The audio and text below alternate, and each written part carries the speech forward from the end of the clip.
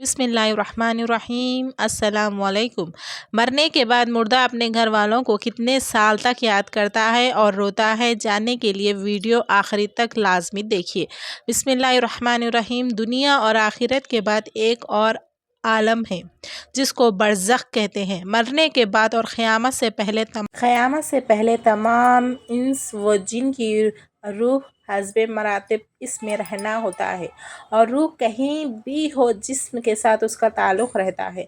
ख़ब्र पर आने वाले को पहचानती है और ये कहना कि फ़लाँ की रूह फ़लाँ के अंदर चली गई या उसने दोबारा जन्म लिया, ये अक़ीदा क़ुरआन व हदीस के ख़िलाफ़ है।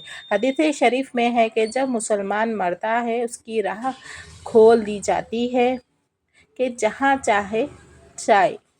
सईद बिन मसीह रज़ियल्लाहु तआला अन्हा से मरवी है कि हज़रत सलमान फ़ारसी अब्दुल्लाह बिन सलाम रज़ियल्लाहु तआला अन्हा बाहम मिले, एक दूसरे से कहा कि अगर मुझसे पहले कोई इंतकाल करे तो मुझे ख़बर देना कि वहाँ क्या पेश आया है। कहा, क्या ज़िंदा और मुर्दे भी मिलते हैं? यानी फरमाया, हाँ, मुसलमान की रूह जन्नत में होती है, उन्हें इख्तियार होता है जहाँ चाहे जाए। क्या मरने के बाद मुर्दे अपने घर वालों को याद करते हैं? देखिए, जब किसी इंसान का इंतकाल हो जाता है तो वो मरने वाला शख्स को ये मालूम होता है कि हम इस दुनिया से मुंतकिल होकर उस दुनिया में यानी आलम बरज़ख में आ गए हैं और उसको ये सारी चीज़ें याद होती हैं कि हमारा घर है, मकान है, रिश्तेदार है, अजीज़ व क़रीब है और हमारी बहन भाई और हमारी एक फ़ैमिली है। और यहाँ तक कि जब उस मुर्दे की रूह निकल जाती है ना, जब उसको दफनाया जा रहा होता है तो फिर उस वक्त वो मुर्दा अपनी आँखों से सारी चीज़ें देख भी रहा होता है, यानी कि उसकी जो रूह होती है वो इन सारी चीज़ों को देख रही होती है और उसको ये पता होता है कि अब हमें कफ़न पहनाया जा रहा है और अब हमारे जनाजे को उठाया जा रहा है। लिहाजा नेक बंदा तो यहाँ तक कहता है कि जब उसके जनाजे को लोग उठाते हैं तो वो कहता है कि ऐ लोगों, जल्दी मुझे लेकर क़ब्रिस्तान की तरफ चलो और बहुत जल्द मुझे असली ठिकाने में यानी क़ब्र के अंदर पहुँचा दो, क्योंकि इसको मौत पर ही पता चल जाता है कि उसके आगे होने वाला क्या है। यानी आगे आने वाले जो मरहले हैं वो अच्छे हैं, उसके लिए है, आसान है। ये सख्त है, मुश्किल है को पहले से पता हो जाता है, क्योंकि मुश्किल जो रूह होती है उसको पहले से ही पता चलता है। रूह निकलने के वक्त की जो सख्ती है, रूह निकलने की, इससे मुर्दे को महसूस हो जाता है। तो मोमिन बंदा कहता है, मुझे जल्दी लेकर चलो और मुझे क़ब्र के अंदर उतार दो, मेरी असली ठिकाना तक यहाँ तक पहुँचा दो, मेरे असली ठिकाने तक मुझे ये पहुँचा दो। क्योंकि आक़ा अलैहिस्सलाम ने इरशाद फरमाया, दुनिया मोमिन को कैद खाने की है, काफिर के लिए जन्नत है और गुनहगार फासिक फाजिर बेनमाजी इंसान होता है वो चीख चीख कर ये कहने की कोशिश करता है कि ऐ लोगों, तुम मुझे कहाँ लेकर जा रहे हो? ऐ मेरी बच्चों, अपनी फैमिली से कहता है कि मैंने अपने बच्चों के लिए बहुत कुछ ज़्यादा कमाया और उनके लिए घर मकान बनाया और अब तुम हमें हमारे घर से निकाल कर अंधेरी क़ब्र कोठरी के अंदर कहाँ डालने जा रहा है। उसे बहुत घबराहट हो रही होती है तो वो अपनी ज़बान हाल से कहने की कोशिश करता है कि ऐ लोगों, मुझे मत ले कर जाओ। बहरहाल उसको जब क़ब्र के अंदर रख दिया जाता है तो उसको ये पता होता है कि अब हम क़ब्र के अंदर है और हमारी फैमिली हमारी पिछली दुनिया में जिसमें हम पहले थे वहाँ हमारी फैमिली और हमारे रिश्तेदार मौजूद है। यहाँ तक कि जब कोई इंसान अपने किसी मुर्दे की ख़बर पड़ जाता है तो वो मुर्दा उस ख़बर पर आने वाले को पहचान भी लेता है कि ये हमारा फ़लाँ शख्स है। अगर बाप ख़बर के अंदर है तो वो पहचान लेता है कि हमारी ख़बर पर आया हुआ है, हमारा बेटा है, हमारा भाई है, हमारा रिश्तेदार है। लेकिन अगर वो अपने गुनाहों की वजह से सज़ाएँ भुगत रहा होता है क़ब्र में, तो फिर वो पहचान कर भी उसका कोई तवज्जो और ध्यान की उसकी तरफ नहीं होती। अच्छा, अब ख़बर पर जाते हैं तो क्या कहते हैं ना, کہتے ہیں نا السلام علیکم یا اہل القبور، اے قبر والو تم پر سلامتی ہو۔ اس سے مراد وہ فرشتے ہیں جو قبر کے اندر ہے۔ وہ مردے کو جو قبر کے اندر ہے اس کو یہ چیز پتہ ہوتی ہے، وہ پھر وہاں سے یاد بھی کر رہا ہوتا ہے اپنے گھر والوں کو جب وہ یاد کرتا ہے۔ اور آقا صلی اللہ علیہ وسلم نے فرمایا، بخاری کی حدیث ہے، جب کوئی شخص اپنے کسی مرحوم کے لیے، مردے کے لیے ایصال ثواب کرتا ہے تو جب اس کے لیے وہ تحفہ بنا کر اس کو پیش کیا جاتا ہے تو وہ بڑا خوش ہوتا ہے اور اس کو ایسی خوشی ملتی ہے اس وقت اس سے پہلے ایسی خوشی اسے کبھی ملی ہوئی نہیں ہوتی ہے۔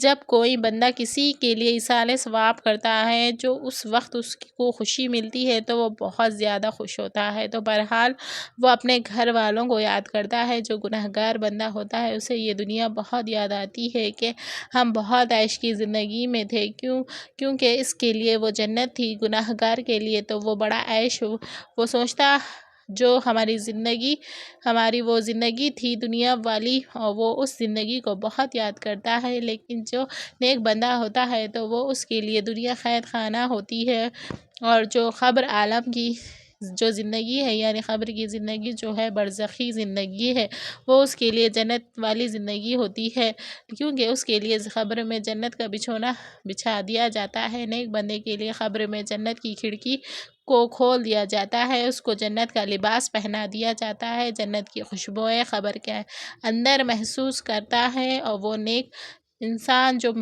نیک مردہ ہوتا ہے وہ بڑی راحتوں میں ہوتا ہے۔ تو اس کے بعد اس کو دنیا کی کسی طرح کی کوئی ٹینشن، کوئی فکر پریشانی نہیں کرتی۔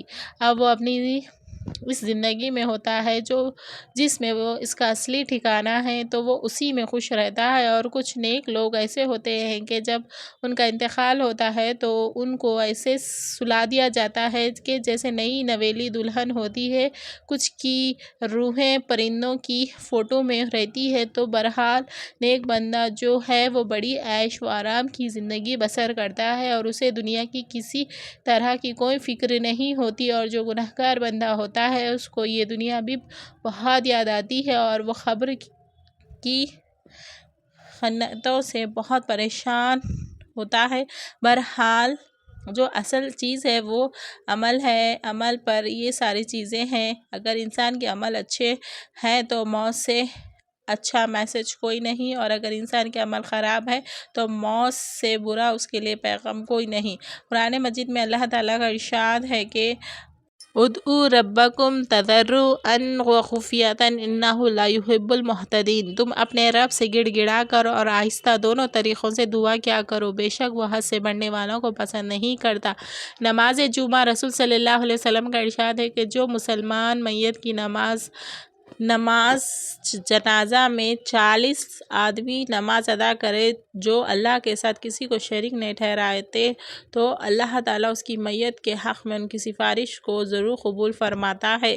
سبحان اللہ۔ دوسری روایت میں آپ صلی اللہ علیہ وسلم نے فرمایا، جس میت کی نماز جنازہ امت مسلمہ کے سوا افراد ادا کر کے اس کی سفارش کرتے ہیں تو ان کی سفارش اس میت کے حق میں قبول کی جاتی ہے۔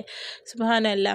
امام ابن قیم رحمۃ اللہ فرماتے ہیں کہ نماز جنازہ کا مقصد میت کے لیے دعا ہے، قبر کے پاس کھڑے ہو کر دعا اور طلب مغفرت کرنا۔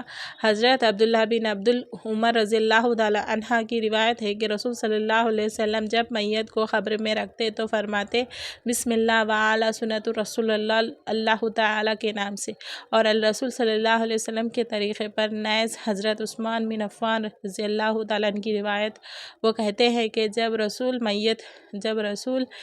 میت کو تدفین سے فارغ ہوتے تو قبر پر کھڑے ہو کر فرماتے ہیں، اپنے بھائی کے لیے مغفرت کی طلب کرو اور اس کے لیے ثابت قدمی مانگو، اس لیے کہ ابھی اس سے سوال کیا جائے گا۔ تو اے اللہ رب العالمین کی بارگاہ میں دعا ہے کہ اللہ تبارک و تعالی ہم تمام لوگوں کو خوب اچھے اور نیک عمل کرنے کی توفیق عطا فرمائے۔ تمام احباب سے گزارش ہے کہ اللہ تعالیٰ کے 99 ناموں میں سے ایک نام ضرور ٹائپ کرے۔ جزاک اللہ خیر۔ السلام علیکم۔ جو بھی نام آپ کو اللہ کا بہت پسند ہے وہ ضرور ٹائپ کریں اور اس ویڈیو کے بارے میں بھی کچھ کمنٹ کریں۔ السلام علیکم۔